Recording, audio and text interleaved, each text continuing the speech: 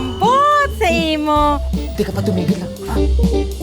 Ay, magsitigil kayo dyan. Pero alam mo, Tata, talagang nag-aalala ka sa pinapasok mo. Hindi ka kaya mapahamak ka. Nakakabahan nga po ko na eh.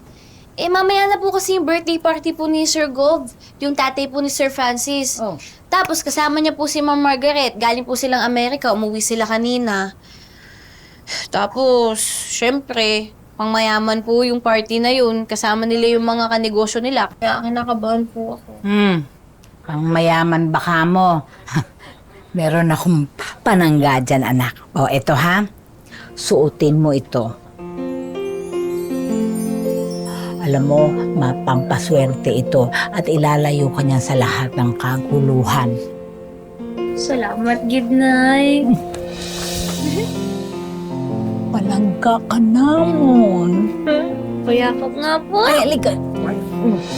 Palangga taman ko, Nay. Kuya! Bakit? Gusto mo bang yumakap sa akin? Ganun ba? Ha? Mumug na!